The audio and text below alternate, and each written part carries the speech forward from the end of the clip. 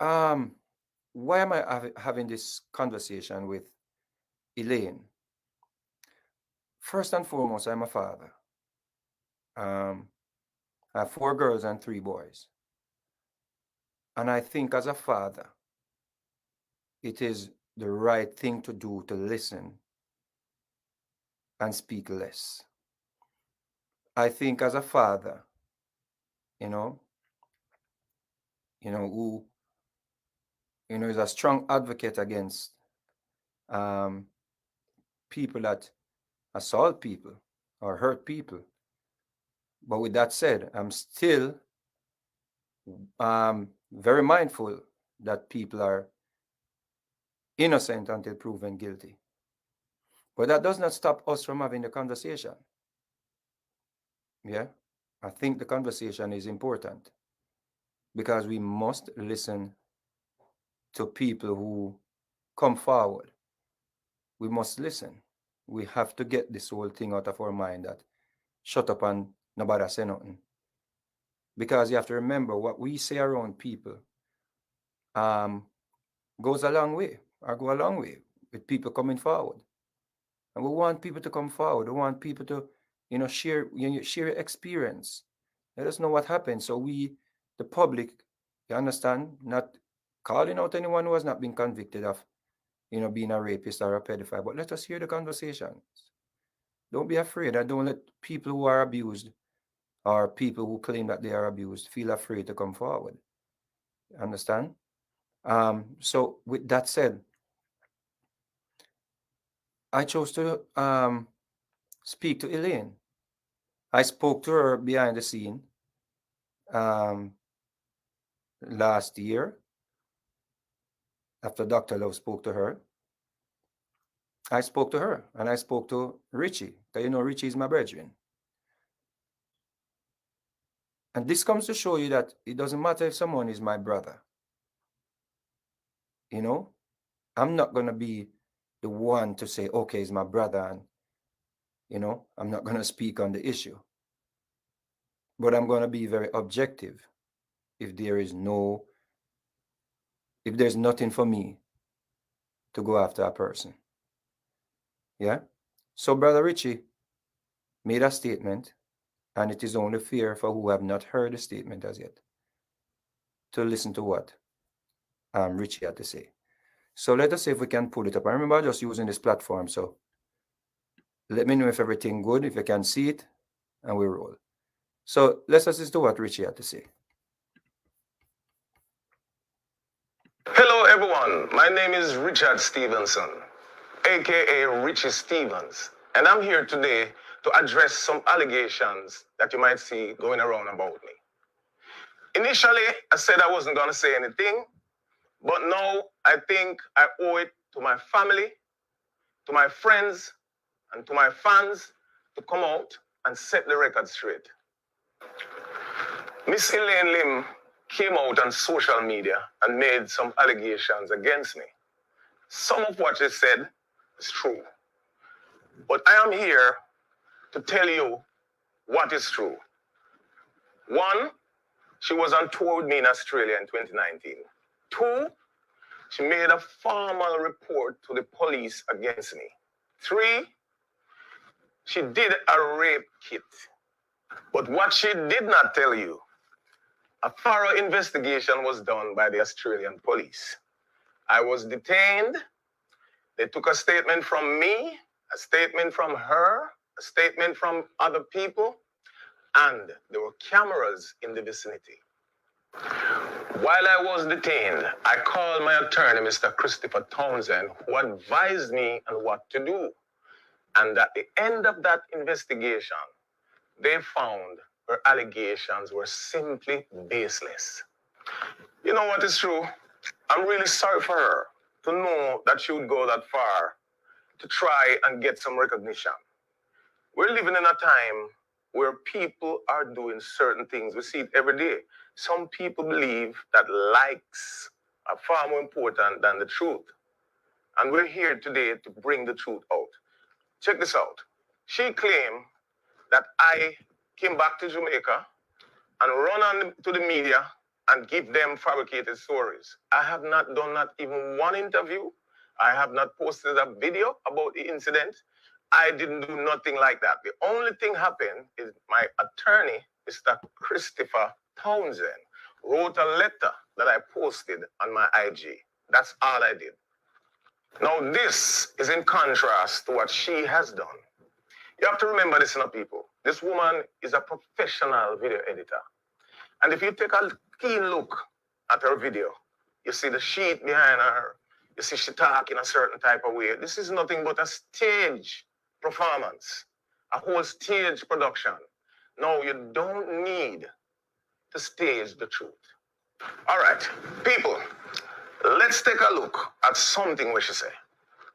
She said, in her country, I would be guilty until proven innocent, which is not even true. But that tells you how warped her mind is. She also took the time to invite the media to link her personally. Clearly, she had a boss. Now, ladies and gentlemen, she even trying to make it seem as if she didn't get justice in Australia. Australia is one of the most serious countries in the world when it comes to sex crimes. Now, I'm a very serious supporter of bringing sexual predators to justice. But her allegations are simply not true. There are people with serious issues as a result of sex crimes. So when people like her come with all these lies, it does not help the movement. I am Richie Stephens, and that's my piece. Good, great.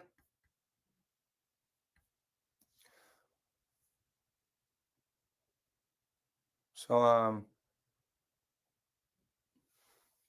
that's from Richie Stephens.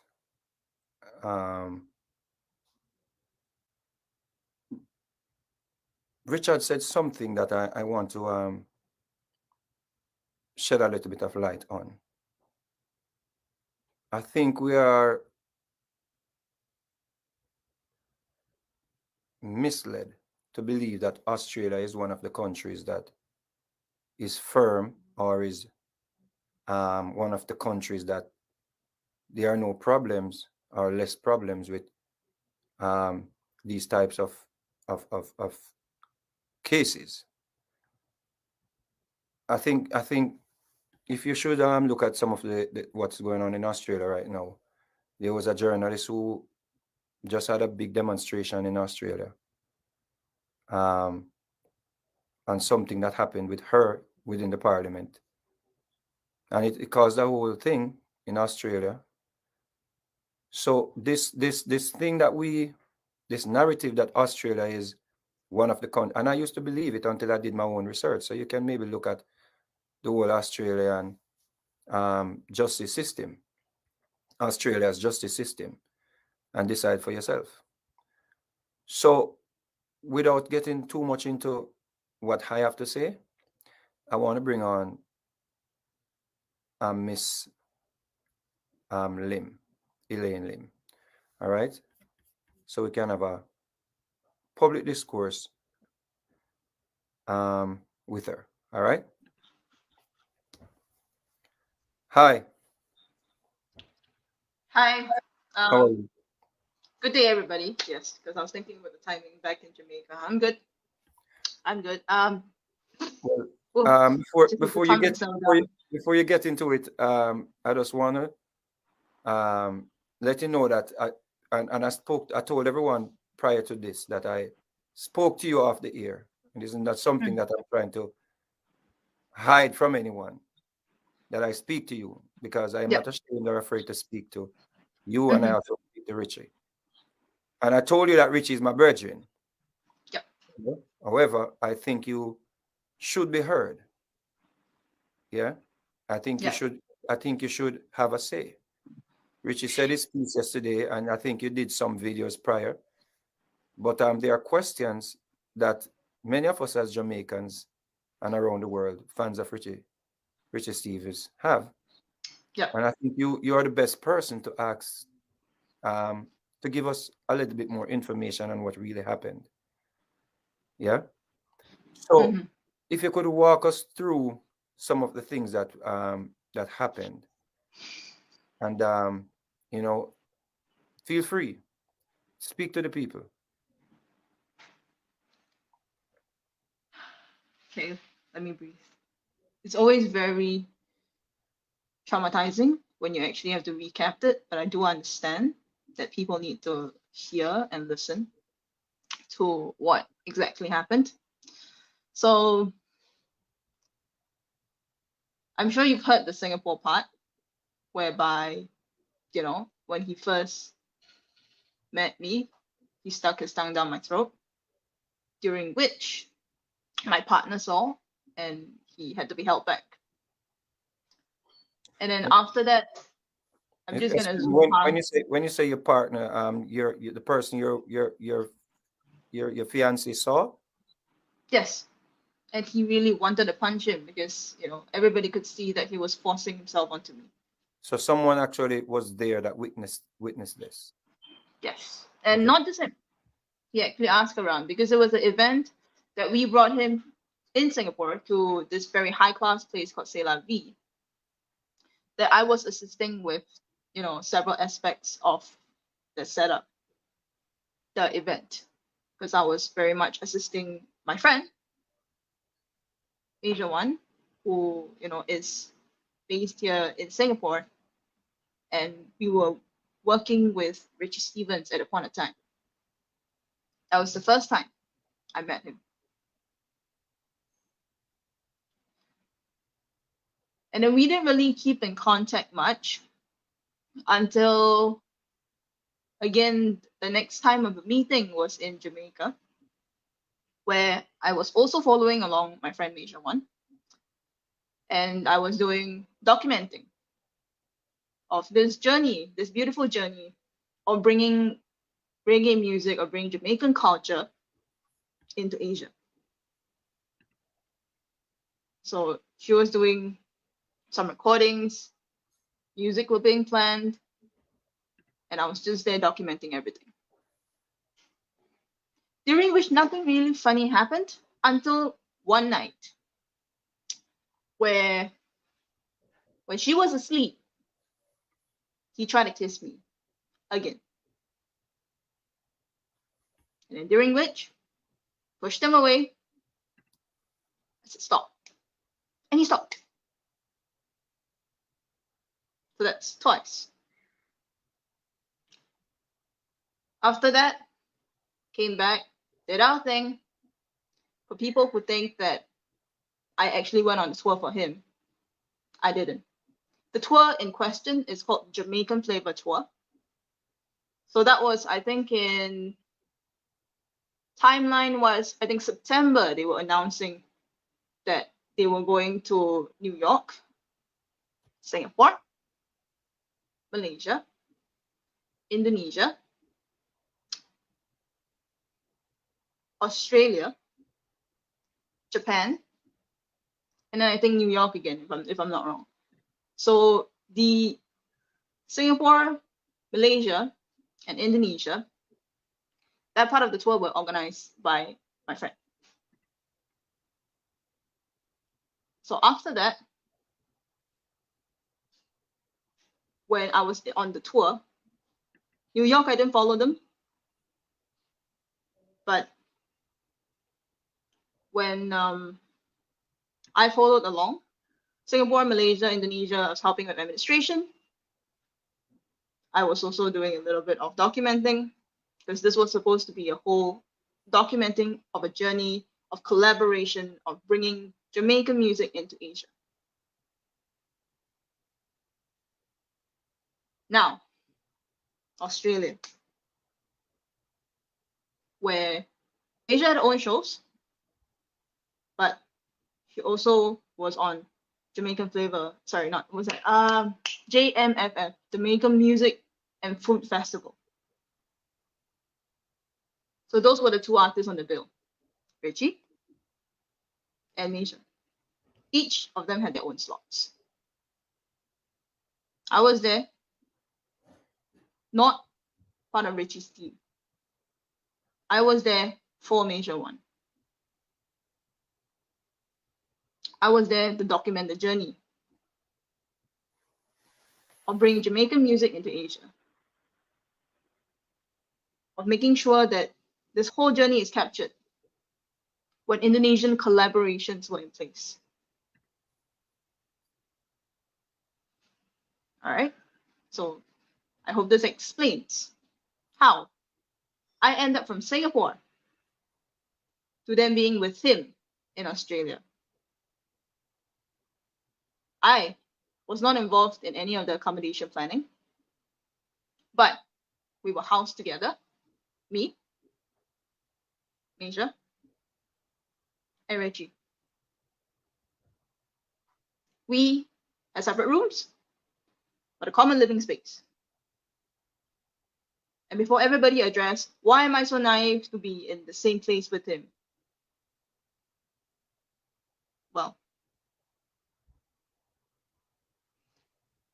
the extent that I thought he would go to was he would try to flirt with me, that he would try to kiss me, because these are all things that he has done.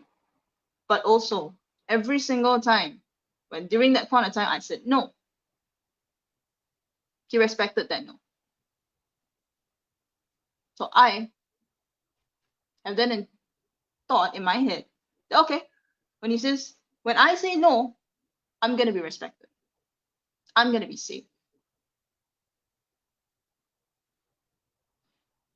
I end up calling him an uncle because he ends up calling me his niece. And I was like, okay, I should feel that, we're like family. My friend was like his sister. And this would feel that he would protect me. He won't hurt me. Maybe he'll try something funny, try to flirt. But beyond that, nothing else. So that was the line that we all thought was the threshold. So throughout this whole part of Australia's tour, I was never left alone until the 12th of November 2019. But I was, because my friend wanted to go to the studio, do her thing, record her stuff. I stayed behind to edit a music video that I was way, way, way behind on.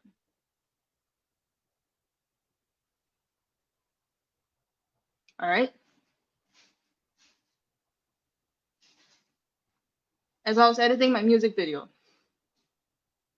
this whole thing happened in the living room. So it was a white living room, almost like a 2-room space. I was sitting on the dining table area, which it was side here. The other side was the sofa where he was sitting.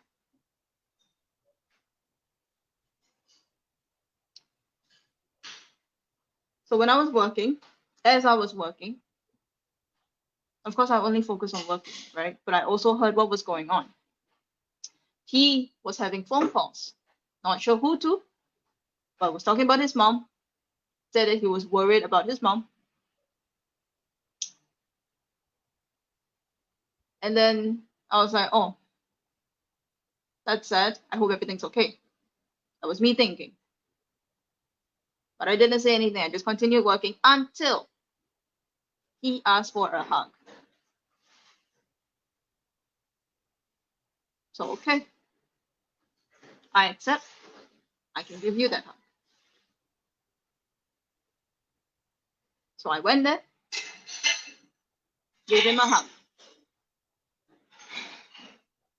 I apologize for the extra noise around. Yeah, we can hear you. Okay. So what?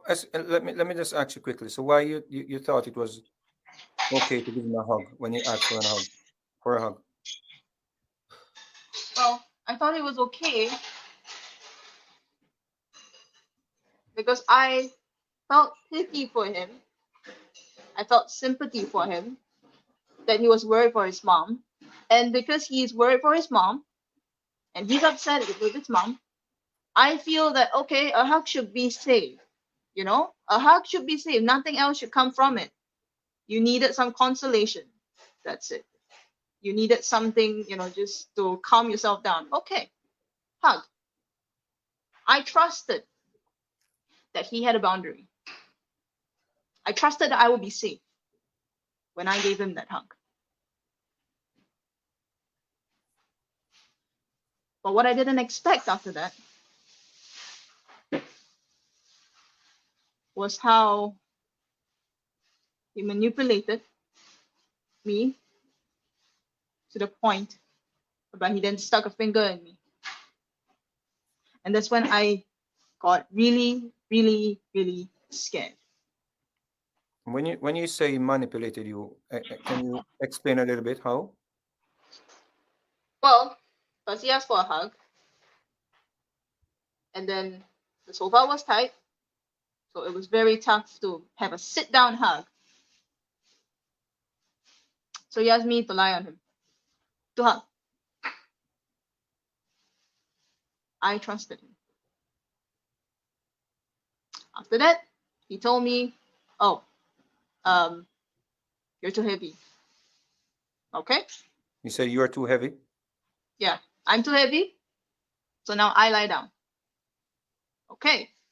I had a bit of a red flag coming with me that point of time, but I just told myself, okay, he has a line that he wouldn't cross. He's upset with his mom. He is an uncle, right? You should protect your family. You should be safe. Okay. So then I laid down, but then I realized that I got placed in a very compromising position.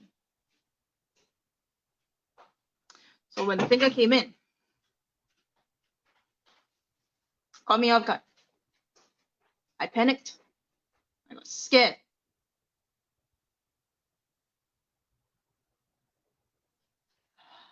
And the only thing at the point of time, I can't explain why, but I could only think of going to the toilet. I needed a toilet. I told him I need to go to the toilet. I didn't feel safe to run out. I felt like something bad was happening.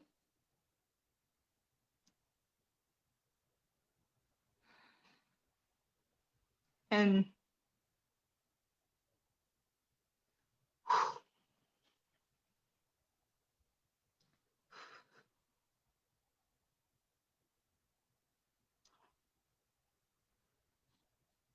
sorry.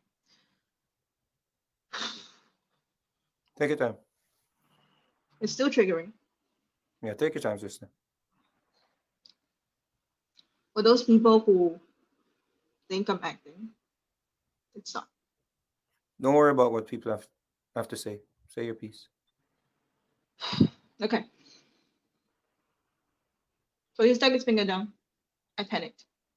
I could only think of going to the toilet. It was cold at that time. I'm in a foreign country. I cannot run. So I could only go to the toilet. Went to the toilet. Felt so disgusting. Tried to wash myself. I locked the door because I was so afraid that he would barge in. I peed.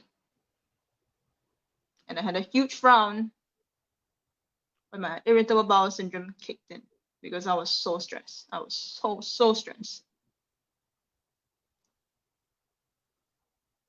And after that, I tried to extend my time in the toilet.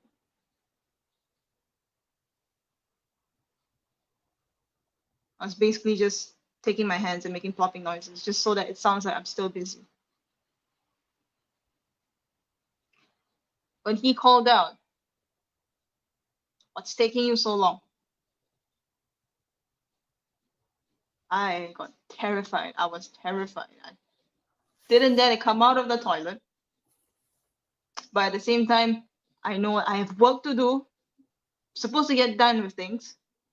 I can't stay in there forever. And actually, he said something funny to me before I went to the toilet, before he allowed me to go to the toilet. He said, when you come back, take off your pants, you hear? We have to loosen you up a little. I was utterly shocked, confused, scared. But the one thing that I told myself, I am not giving you what you want. So when I unlocked the toilet, went to my room, quickly put on more pants, and went back to the dining table to continue my work. Because I'm going to be answerable for it if it was not done. So that was one part.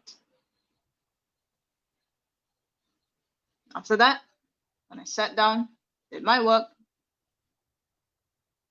he was constantly asking me to come back. And I was scared. I was really, really, really scared. And after the first time the finger went in, my brain was no longer even thinking straight. This is not something that I expected. I didn't want it to go further.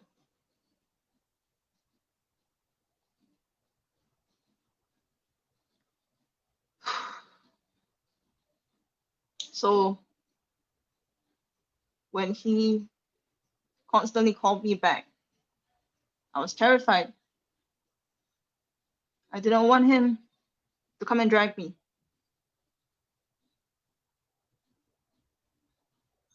I thought that if I would just sit with him, he would either apologize for what he did, or that nothing else would happen. Because he did tell me this. Sit with me, nothing is going to happen. Nothing is going to happen. This is what you can tell me. Nothing is going to happen. And I trusted.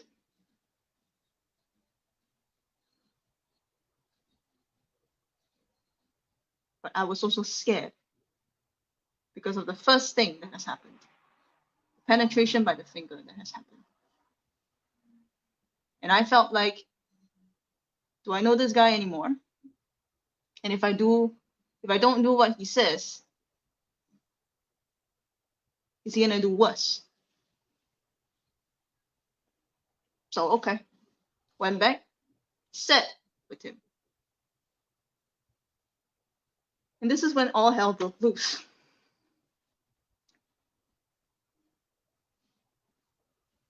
Because that's where he violently, both hands pulled down my pants. And he raped me.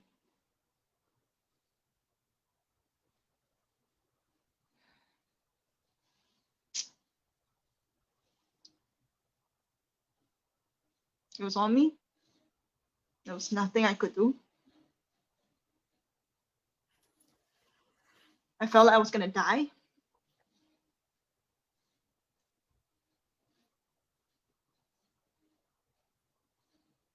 My brain was not processing because this is a man that I trusted had a line.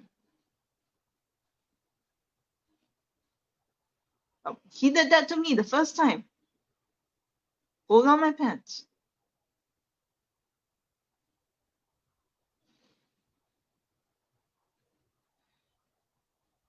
I was scared.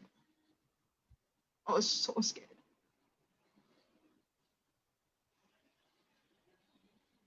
Yet at the point of time, I couldn't fight back.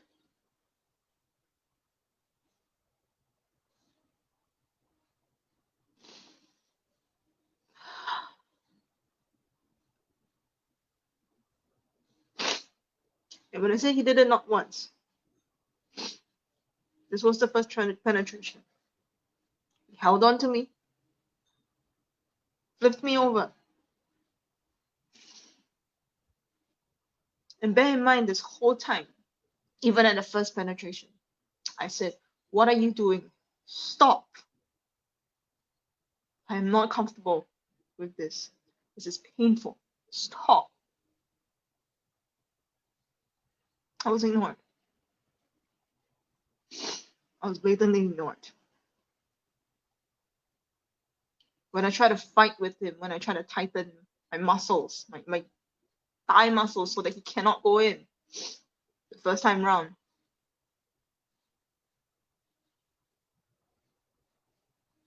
he ignored me. He just kept saying, "Relax. I don't want to hurt you. You don't want to hurt me." Was that a threat? I understood that as a threat. Am I going to get killed? These were the thoughts that were running in my head.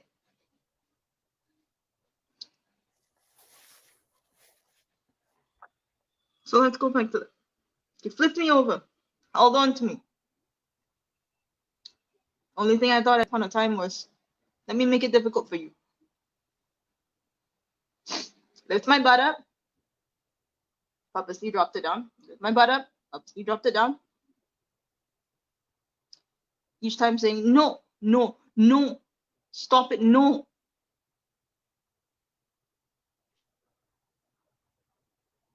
Ignored it. Did it anyway. Second time. I was terrified. I'm scared beyond my wits. What can I do? I told him, I need to go to the toilet again.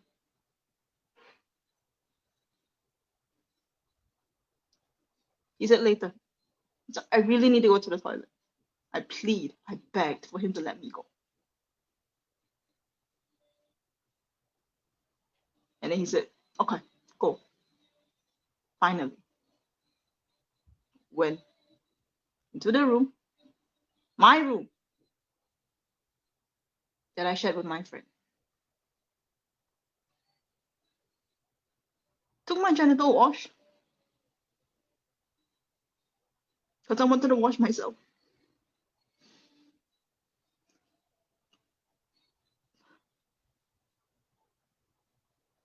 I've never felt so dirty in my life.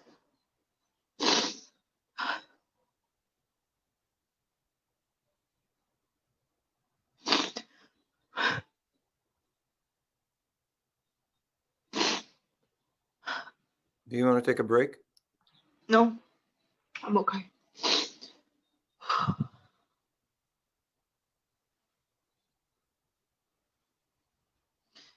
I can't stop the emotions and I can't stop the tears from falling. Because every time I tell this story, those memories come back. Those feelings of helplessness, of pain, comes back. But I understand the truth has to be said. I'm here speaking about the truth.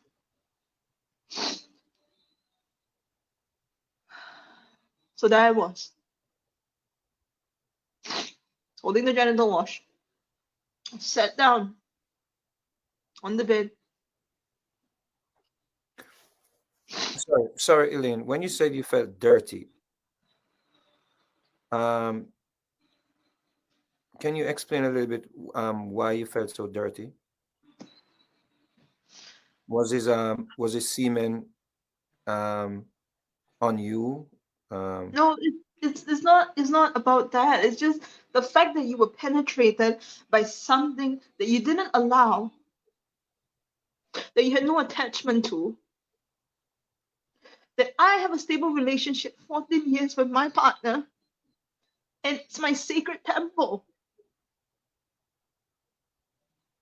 It's my sacred temple.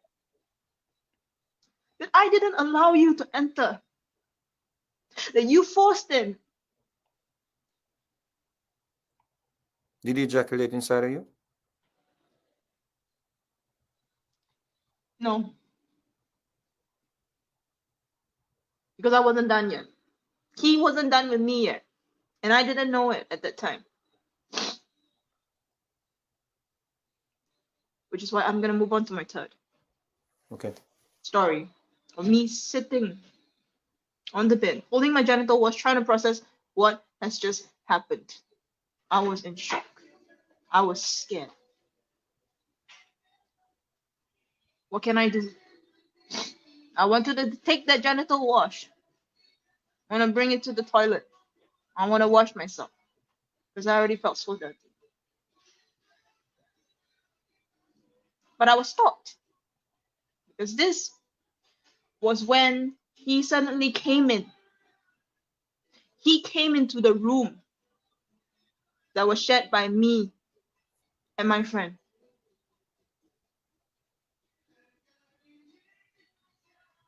And he asked me, "What are you doing?"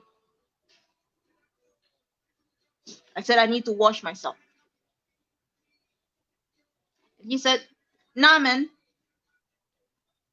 Immediately, very, very swiftly, came in, grabbed both my legs, and dragged me to the corner of the bed where my friend slept. And then he forced himself on me the third time.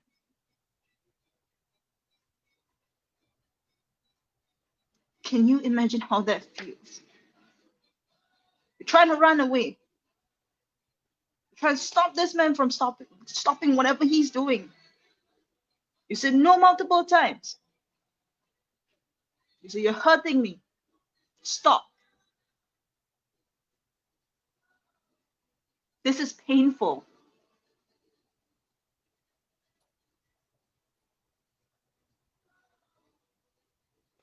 There was no consideration. He just used me like a toy. I told him, I pleaded with him, "Let me go. Stop."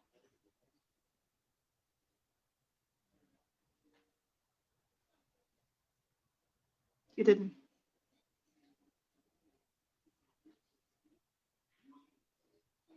He didn't. He was trying to take me as a gratifying toy.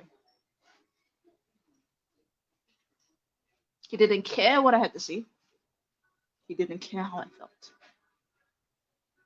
I was scared beyond my wits, and the only thing, because I couldn't fight back. I've tried multiple times to tell him to stop. My body couldn't fight back. It froze. And the only thing that time that I wish that my friend would come back and see all this, save me from him. Because what else can I do? What else can I do?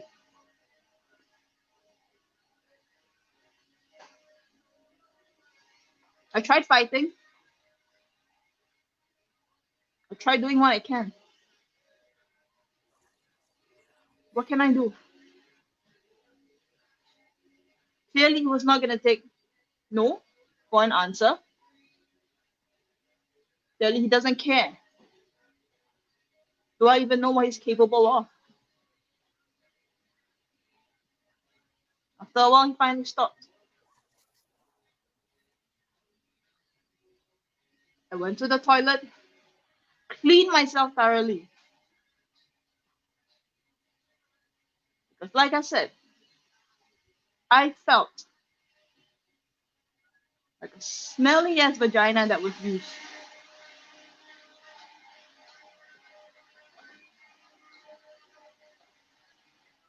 And I'm going to do this so that it's easier. Because it's very clear to me right now that my Asian mom can roughly understand what I'm saying, and she doesn't like me to bring this to the public. This is also another risk that I'm taking when I share my story, because Asian shame is real. Even though this was done onto me, when I told my mom about it, initially they were sympathetic, but they do not want me to pursue it any further. They want me to stop. You try to hide all those facts that this happened to me from relatives.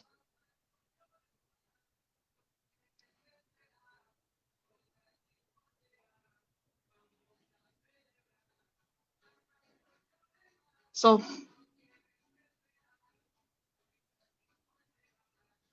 tell me, how do you think I feel?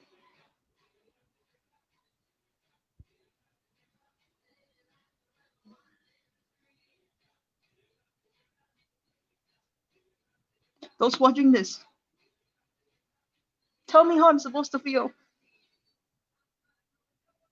A man that you trusted,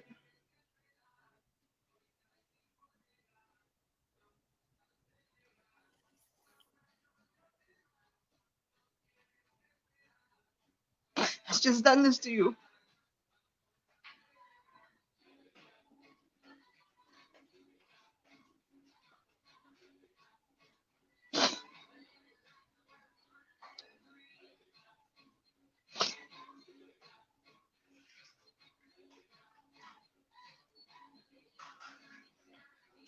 Am I wrong for trusting that he wasn't going to try anything funny because he was worried about his mom? And then that's why I gave him a hug.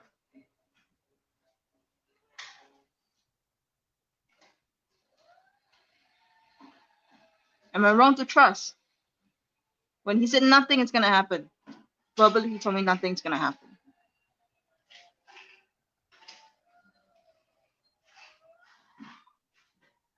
What else can I say? Is this rape?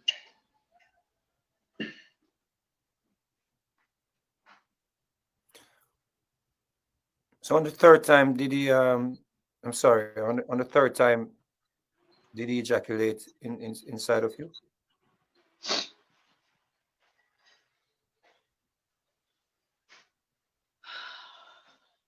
Honestly, third time, I don't know. I wasn't there anymore. After the end of the ordeal, I wasn't there anymore. I was disassociated.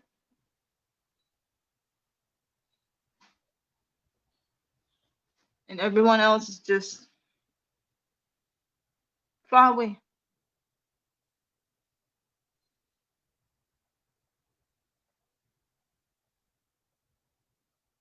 That's my answer.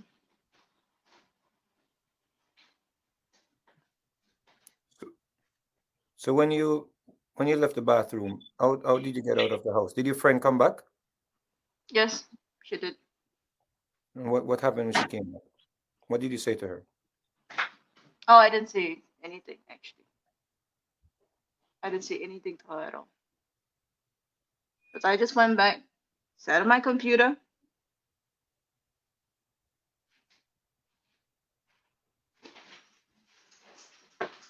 And after that, basically just like a ghost. I sat in front of the computer and stared at it, at the empty screen.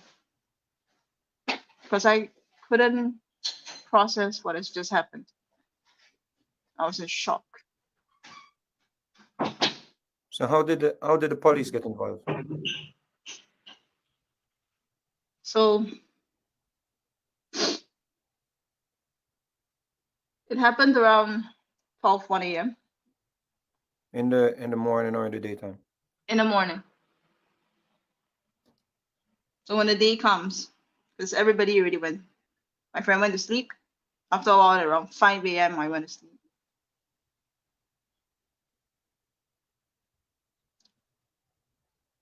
And then Richie had to go leave to take his Japan visa for the next part of the tour.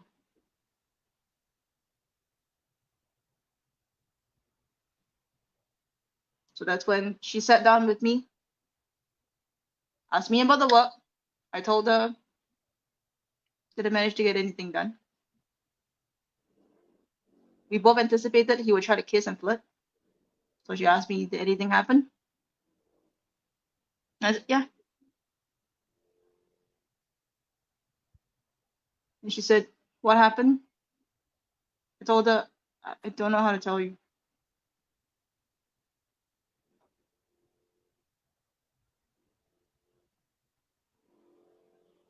And then she started going up the scale.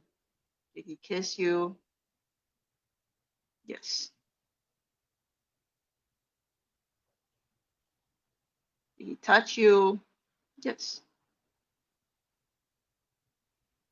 Did he put his dick in you? I stay silent. And upon a time, the only thing that came out was my tears. And she knew. She knew something happened. So she brought me to Melbourne Sexual Health Clinic.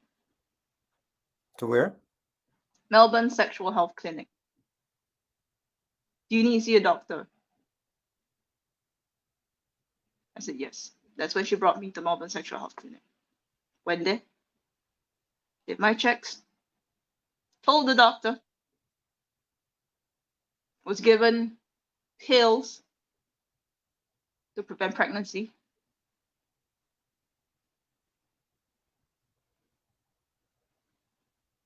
And then after that,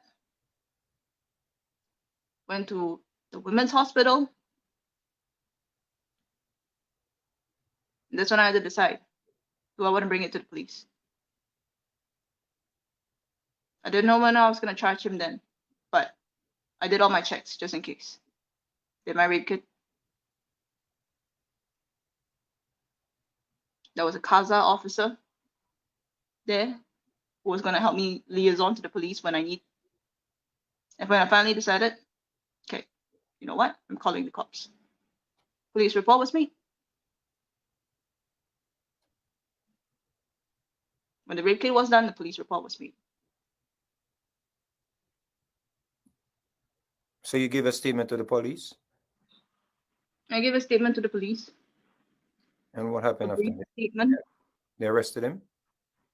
And then after that, I needed to decide whether or not I want to charge him. That was another decision that I had to make.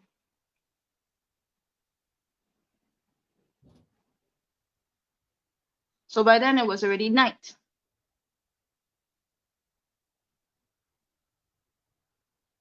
That's when my friend had already arranged for us to be out of the house. Totally out of the house, away from him. To go stay at another person's place. So that I could at least have a safe space.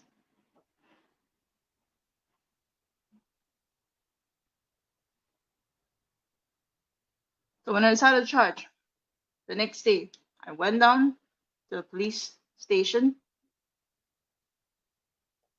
and did a 4 to 5 hours interview session.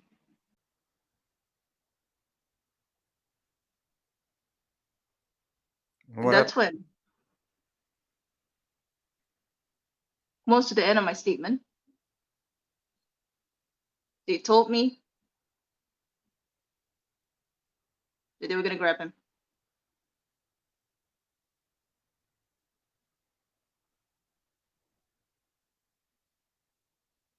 Before that, he's tried to call us because we just disappeared. The police made me call him and confront him for what he had done.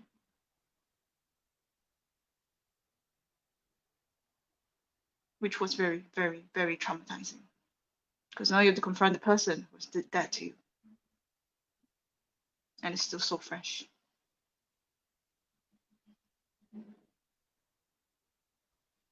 What did he say? What did he say when you confronted him?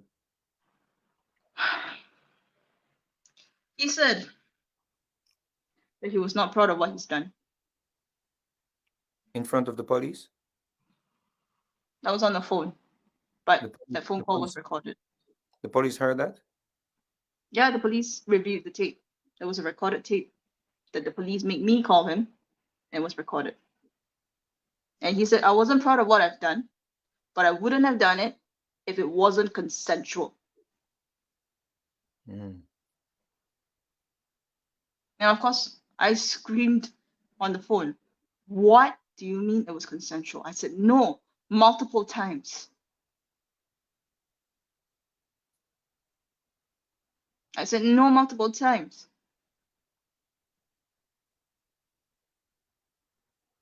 And that's when he also said, why is your site so echoey? Is someone listening to me? I said, no, there isn't. But yeah, of course, it's recorded. But that's when he already knew it was recorded. Because he said, let's talk when you come back. We're not going to say any more here. Let's talk when you come back.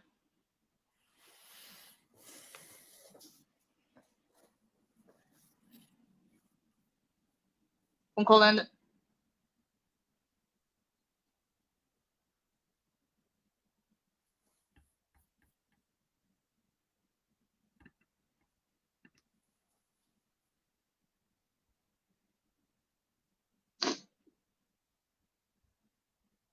The police grabbed him. And I was still taking my statement. Still in the police station.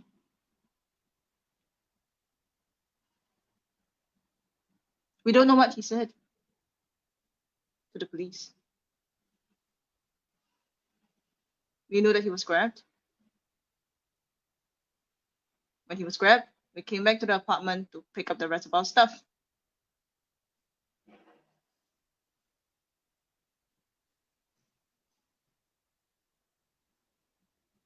And then I thought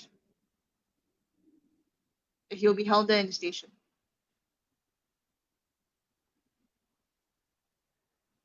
That he won't be allowed to continue with his tour.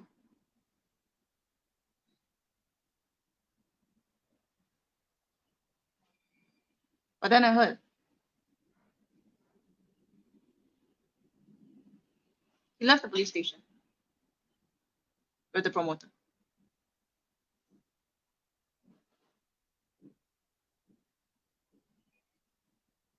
What happened in the police station? Ask the police. They're not going to tell me anything.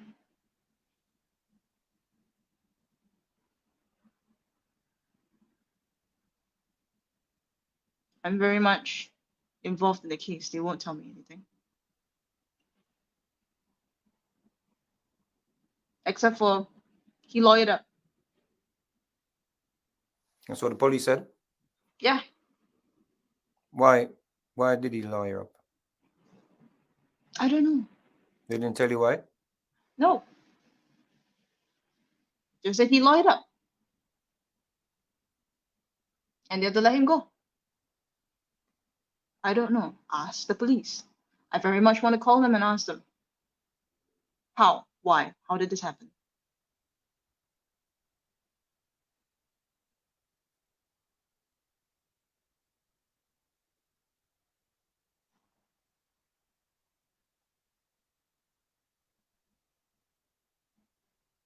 That was confirmed in his video, right?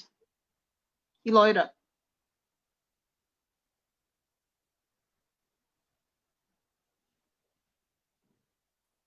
When did you get the news that they were not gonna continue with the case? I got the news 19 January 2021. After both of you left Australia? Yes. I left about 1 or 2 weeks after the assault. He continued on with his tour. Why did you stay back? I was doing counseling. I was trying to get all the things submitted for the case. I wanted to get the police all the things that they need before I leave. Because the probability of them going forward when I'm not there is tough. Because I'm not their citizen. They have no reason to care. Right.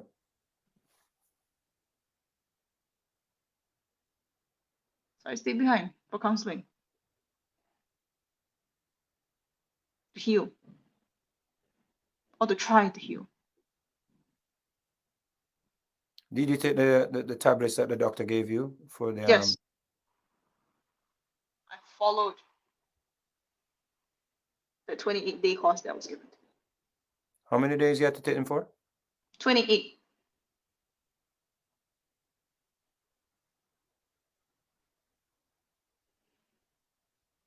Were you scared that you were pregnant?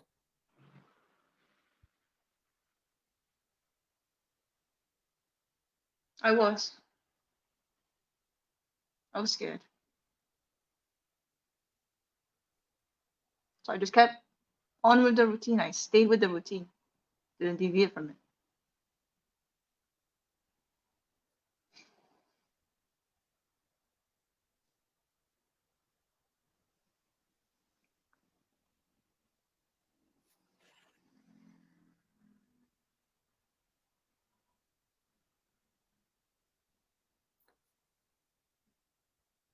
What would you like to see happen?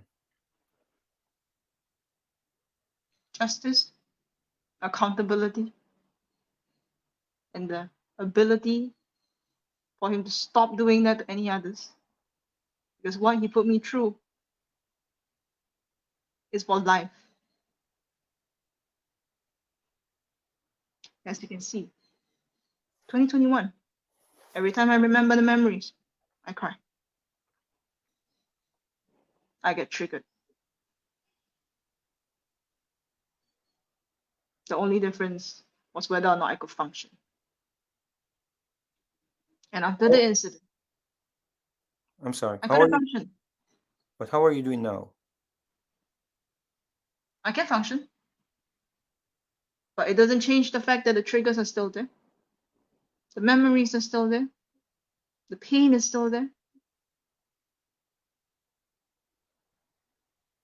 And I'm so scared because he's free that he can do it to someone else. You said I your don't want him to do it. I'm sorry. You said your family was against you going forward, or is still against you going forward? Yeah, they want me to drop the case. Because of the shame? Yeah, What your fiance think though? he asked me to go forward. He says we need to hold him accountable for what he's done. So he believes you. Yep.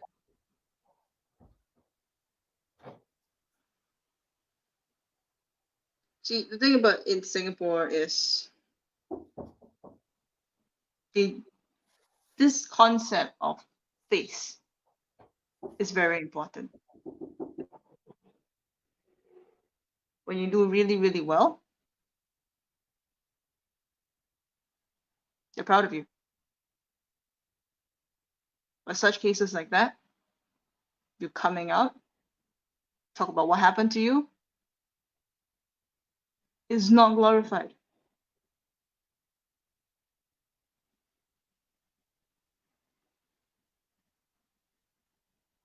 Seen as a shame.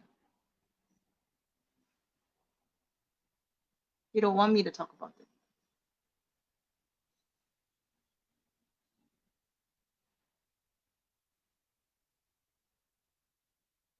We don't openly speak about sexuality.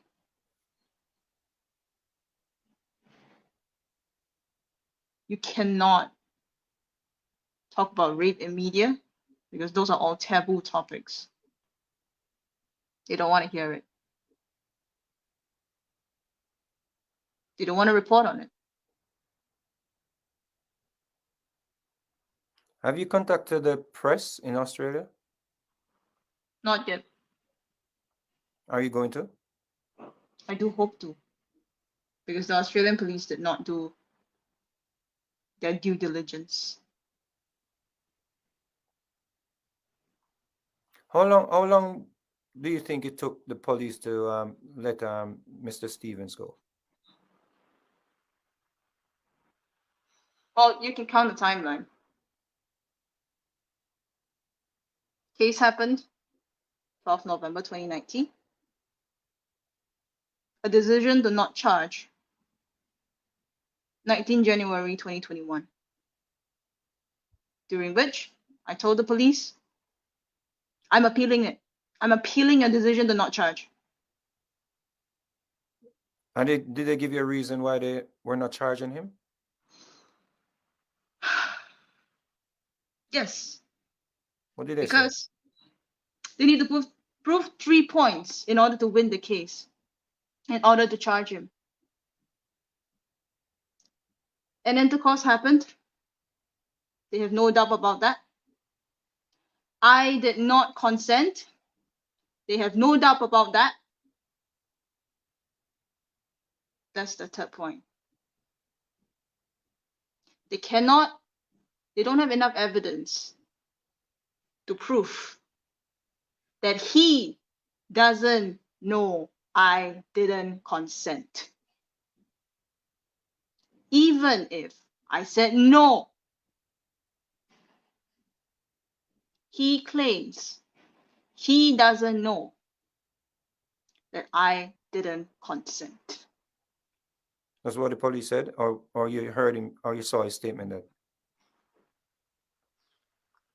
or you know that's a part of his statement. That was what the police said during a phone call I had with them when I wanted to tell them to appeal that charge.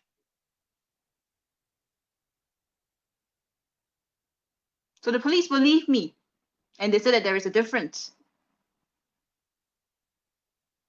between believing me that it happened and not believing me. They believed I did not consent. But the problem is because Australia works on a jury system, which will usually be made up of middle-aged guys, men.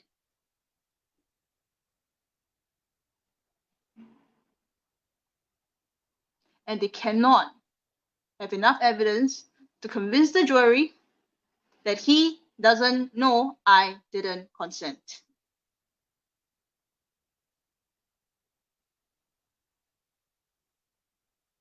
Is why they let him go.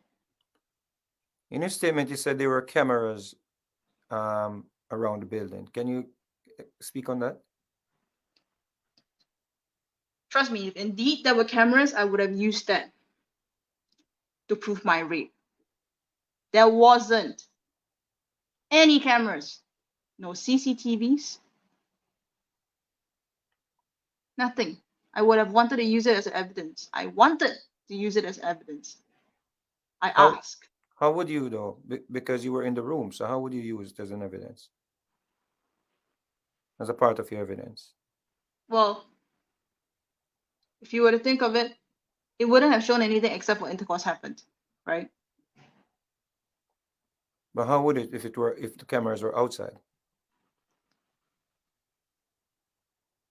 How would it what? Sorry? No, you said there were cameras around the building. I don't know what was the significance of him talking about the cameras. So None. that's asking you. How would it have helped you or him if there were cameras? Honestly, none. So I'm telling you that was what I initially wanted to do. But then when I spoke to the lawyers, they told me it's a non-issue. It wouldn't have proved anything. What you wanted to do? What he wanted to do? No, what you wanted to do. What you were going to do. There were no cameras. Oh, Stop. your lawyer said if there were cameras, it would have assisted in your case, right? No. Cameras wouldn't have mattered. Right. But I didn't know. I was just trying to fight the case in whatever method I think I can logically. But then they told me it doesn't matter.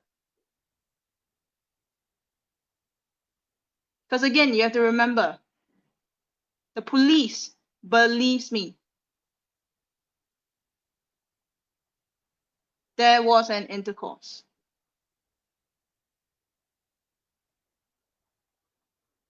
They just cannot convince the jury of 12, made up of middle-aged men, that he believes I didn't consent. The issue surrounds consent. And that's what makes it so difficult. It's not as simple as there was no penetration and I'm making up lies. Right.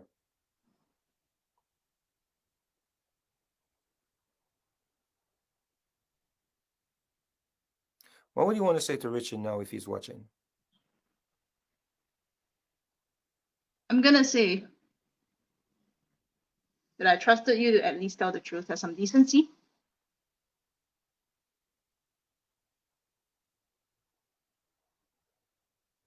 But now I know you're someone with no heart and no conscience.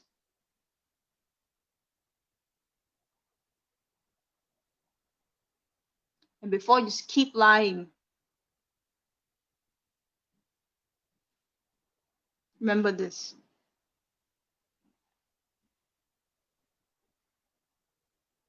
When the facts come out and they are proof, you will just be hitting yourself on the foot.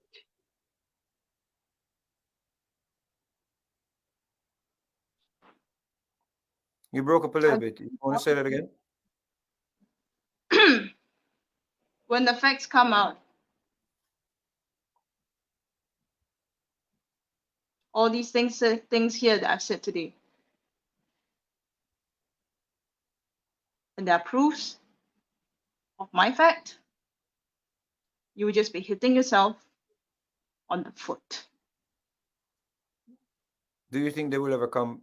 That day will ever come? Do you think that will happen? Do you think there is way for you to prove your point or prove that you were telling the truth? Yes. Are you trying to appeal the case at this point? I'm still trying to fight the case. My lawyers are still working on the case. They're still chasing the prosecutors who independently reviewed it.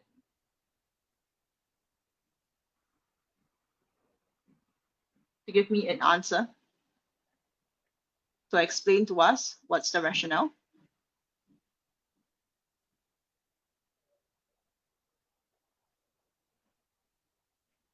To explain to us why. And your fiance is supporting you in this cause, right? Yes. Would you like me to speak to him? What? Can I speak to him? Can I bring him on? Yeah, go ahead. Hey, Mr. Vegas. Hey, Zach. Baby. I'm good. I'm good. Thanks for the invite, for accepting the invitation. No problem. The truth needs to be spoken. The truth needs to be said. And I do support Elaine, no matter what it is. Okay? Unfortunately, I saw some of the comments and some of them saying that Elaine is only telling it out to keep me. No. I'll stay with her regardless, irregardless of whether she wants to say the truth or not. But if she wants to fight it, I will fight it. And I'll be right in front with her. I'm sorry, I'm a bit emotional about this, but how that makes you feel when someone says she's doing it because she wants you to stay with her? How that makes you feel? that's angry. It's clear that some people don't understand how a relationship truly works and whether that person truly loves that person or not. That's what it is. That's what it shows to me. But it's fine. To each his own opinion. So be it. But what I want is the truth to be out. I want justice for what happened to my fiance, my partner, my wife, the person that I trust the rest of my life with, and I want to spend the rest of my life with. I want justice for her.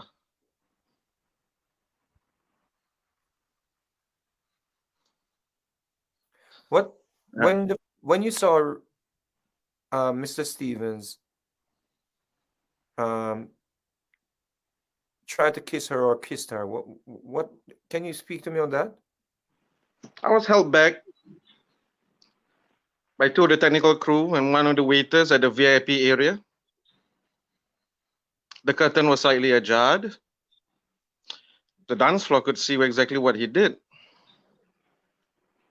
As I went back, because I'm a technical guy, I was there to help to make sure that Richie actually had a stage to make him look grand for everybody. So When yeah, I'm sorry. So how did that explain to me how it got to that point where he just tried to kiss her? Explain what happened before. he was Were they doing having his a show. It conversation? was a good show. Was he and I made Elaine? sure this. I'm sorry. Sorry, Was he having a conversation with Elaine? no. So He out of was taking nowhere. videos for him to make sure that he has a show reel that shows to his Jamaican people and his Jamaican cloud that he did a show in one of the biggest clubs in Singapore.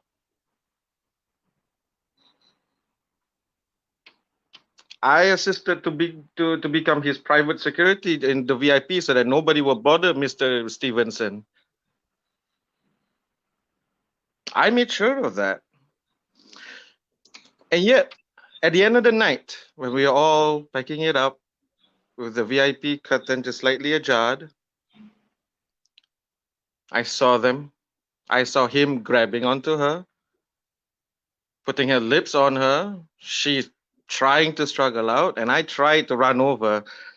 By the time I got to the VIP, people was pulling me back because he says, if you hit somebody international here in C'est La Vie, guess what? I'm a minority in Singapore. I'm Indonesian. I'm Malay. I'm a minority. Guess who gets into trouble? Me. Right?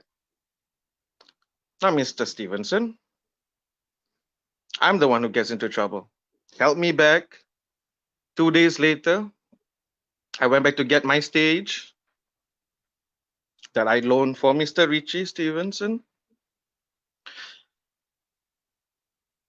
And I asked individually every one of them, did you see that? They confirmed it. They feel bad about it.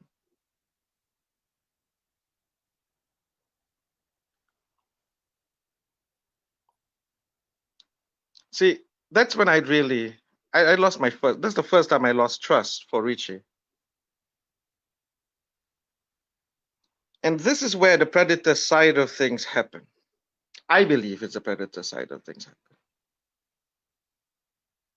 Started, communicating back to normal. He apologized for what he did. He said he was drunk. That's why he did it. I call BS to that. I really do.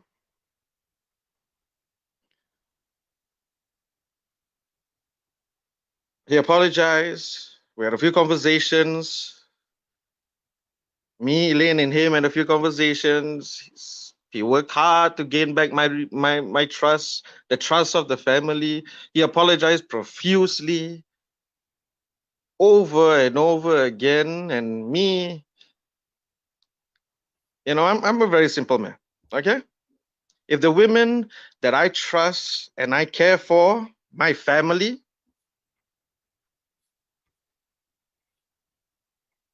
trust this man again, and they feel like he has apologized enough and he's sorry about it,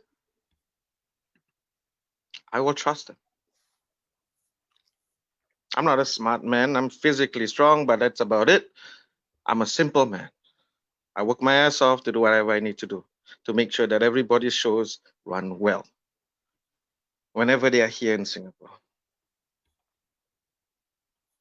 I even got a message from his former tour manager, no less,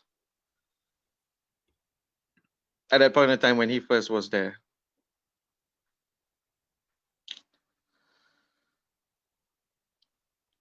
So imagine this, Mr. Vegas. I just want to paint something, okay? You're back in Malaysia and then Singapore, okay? Right now I'm in Singapore.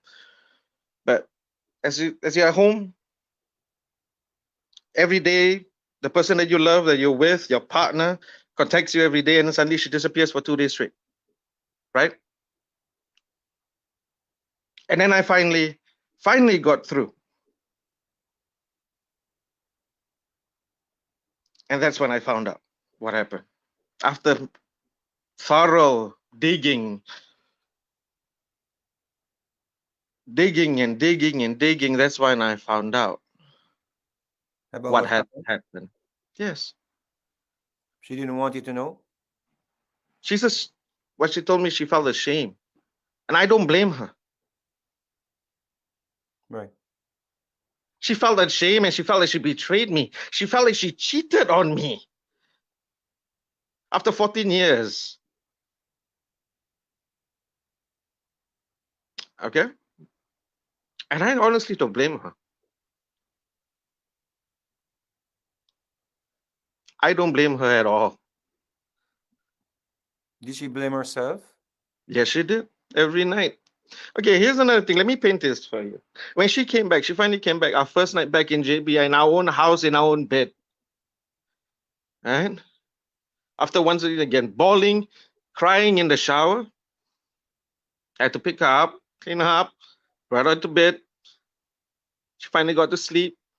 I wanted to hug her to sleep, but she didn't want it. She just wanted my arm underneath her head. Fair enough. I let it be. I give her some space.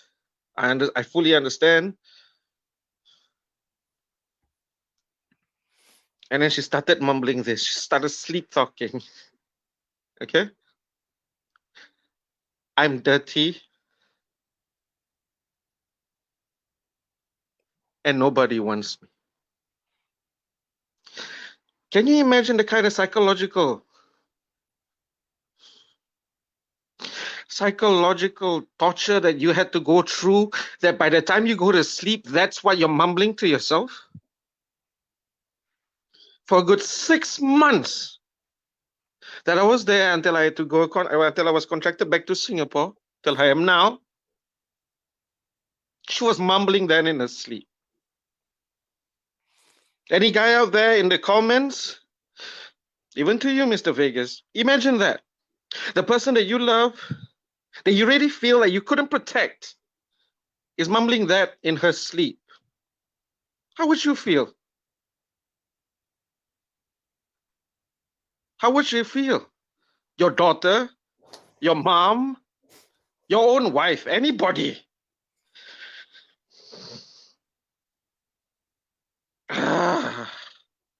Sorry, can I smoke on this? Is that okay, Mr. Vegas? You're doing good, man. Speak, man. May I smoke? You can do what you want to do, brother. All right, thank you. But imagine that, okay?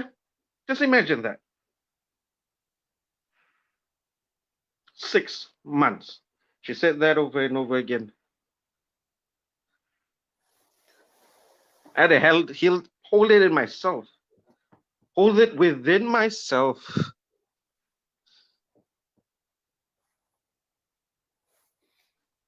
Not to get angry, because the person that she needs now is somebody to support her, to be able to carry her and help her whenever is needed.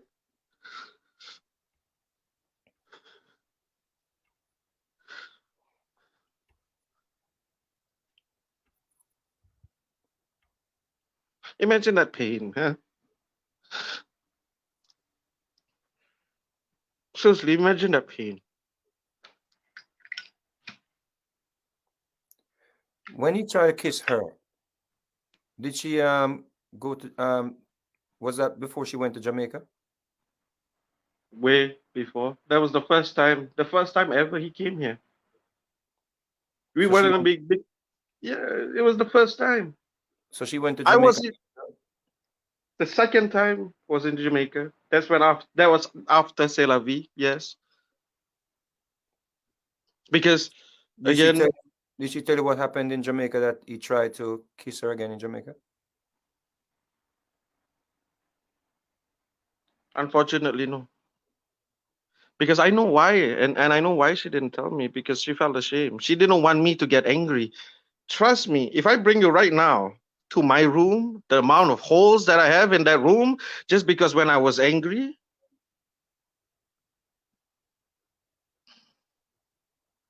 They say a good man has a lot of rules in his life to make sure that he doesn't do anything. I keep it within that rule.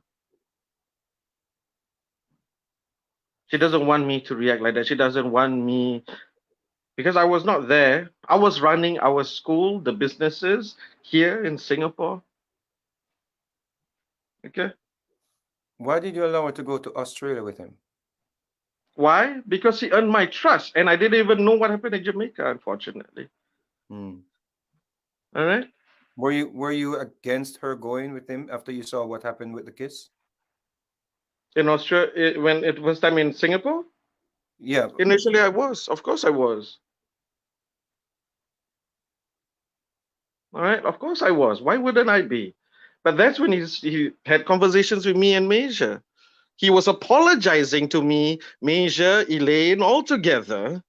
His tour manager, his former tour manager, was apologizing to us, short to near getting on their knees and apologizing.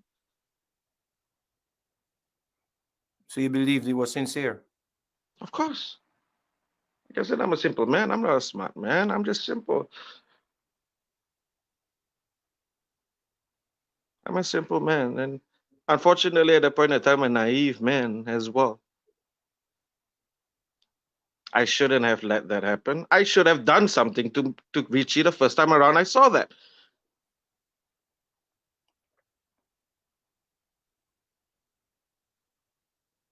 Let's put it that way. Are you getting some counseling yourself? I am. I've been on counseling. I'm a former survivor myself. Let's be honest here, okay?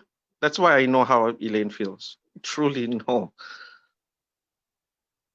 That's the only part that I actually got strength from, because I am a former survivor myself. Because I knew what she needed. I'm on regular counseling. Yes, I am. I'm on medication too. But that's it. But that's normal for me. That's my life. That's my past.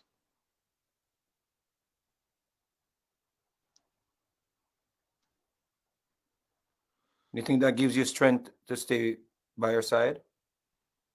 They give me strength not to want to do worse things to Mr. Stevenson. I'll put that as that. I'll leave it as that.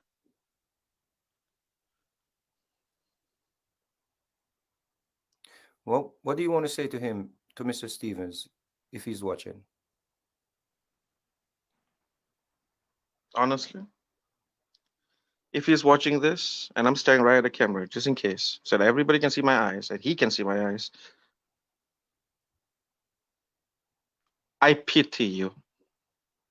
I don't hate you, but I pity you. Why I pity you?